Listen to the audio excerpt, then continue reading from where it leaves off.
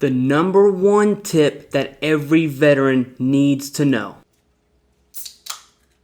As we get into this, I'll be using a tool from Reddit that veterans created. It's a one-stop shop for everything that you're gonna need for your VA claim. So what is the absolute number one tip?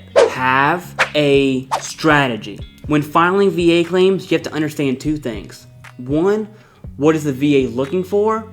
And two, how are they gonna make decisions? I want to be as clear as possible here. It doesn't matter what you feel like you have. It doesn't matter if you diagnose yourself. It doesn't even matter what symptoms you have or how bad they affect your life. What matters is talking to a doctor about those symptoms and actually getting a diagnosis from a medical doctor. That's just the first half of a VA claim. The second half is proving service connection. All of that is step one. You have to understand that the VA is looking for medical evidence. Here's step two. I want you to view your VA claim as if you're in a courtroom and you're pleading your case to a judge. You have to look at it from a legal perspective. Every single decision the VA makes is bound by law and policy. Believe it or not, the VA is not out to get you. So when you talk about your symptoms to your doctor and you get a diagnosis, then you go ahead and submit that claim. Once that claim is submitted, at some point the VA is going to require you to attend a C&P exam. This is a crucial event during your claim. You have to describe the severity of your symptoms to the C&P examiner. The examiner is going to view your medical records, make notes, make their recommendations, but they cannot read your mind. If you want your C&P examiner to understand a specific symptom, you have to voice your concern during that C&P exam. You are your best advocate. Another way to provide insight to the VA about how your symptoms affect your life are lay statements or buddy letters. Card up in the top for buddy letters. Buddy letters are a great technique to specify symptoms coupled with the date and time and how that symptom affected your life in that certain event. Let's get back to talking to your C&P examiner and discussing the severity of your symptoms. All of this stuff I'm talking about is publicly available information. I recommend you take the time and do your homework, do your research, and understand how the VA is going to make a decision based off of your claim. Alright, so I've had hundreds of questions asking me how do I access this Reddit page. Here we go. You can use your phone. You can download the Reddit app. You can use your browser on your phone, or you can use your computer. Go to reddit.com. Up here in the search box, you're going to want to search veteran benefits. You're going to see veterans here. That's not the one I'm talking about. They do not have a knowledge base that you can access. You want to use veteran benefits. This, ladies and gentlemen, is the good one. Okay? There's two ways to access the knowledge base from here. You can click the pin post by the mods here, or you can just buy post up here, click knowledge base. It's going to load up. Now remember, this is a ton of information. You want to look for disability compensation. Click that, and you're going to scroll down to master condition list. Click the master condition list, and the example I used was mental health. Let's narrow that down to PTSD. So let's go to PTSD.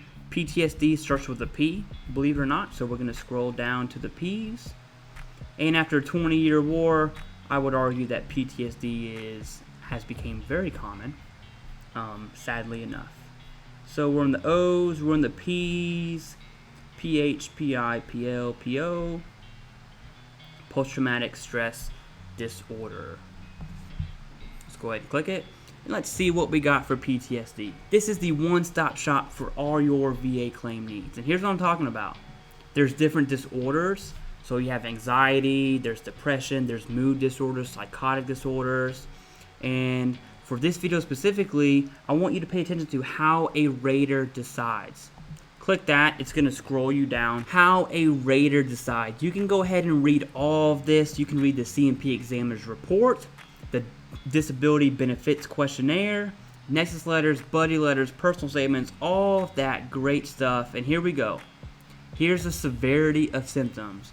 When you're talking to your C&P examiner, Actually, before you talk to your C&P examiner, you need to look at the rating criteria. You go to 10%, and what you need to do is objectively assess yourself. Let's look at 50% and 70% because there's a very fine line between those two. You can tell as you get higher in the percentages that the severity of symptoms become more serious. It really starts to affect your day-to-day life here. Symptoms, boom. You can say, hey, I have panic attacks once or twice per week. I have panic attacks when I wake up from sleep. I'm always forgetful. It's not because I'm a man, it's just because I genuinely forget stuff. My wife doesn't believe me when I say that, but the VA does. And here's 70% criteria. So now we're looking at the symptoms for 70%. Let's say you fit the 50% criteria. Okay, well, you know what? Let's take a peek at 70%. Let's see if we would rate 70%. You look at this stuff, and one of the big changes to 70% is the social impairment.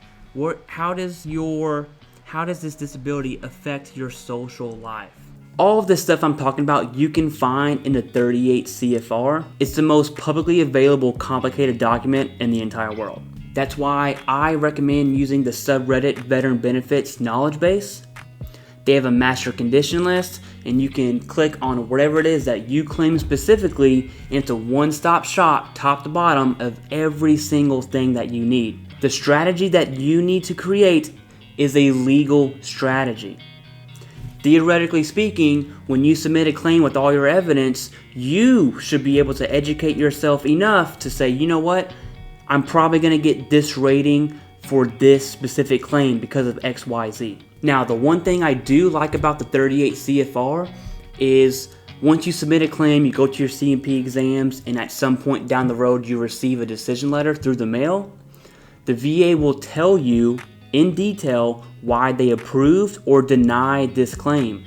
And each decision that they make, each sentence that has a decision point with it, is going to reference a specific piece of 38 CFR. What does that mean? That means that the VA is giving you the keys to success. They're saying, hey, if you want this to be approved, here's what's wrong with it. If you get value from videos like this, leave TheCivDiv a like. Every single veteran that drops a like on this video, it helps this video be pushed to more veterans that need the information. So help me, help you, help others. Don't forget to subscribe so you don't miss out on all things veteran benefits. This is Clay Sims with TheCivDiv, and thank you for your time.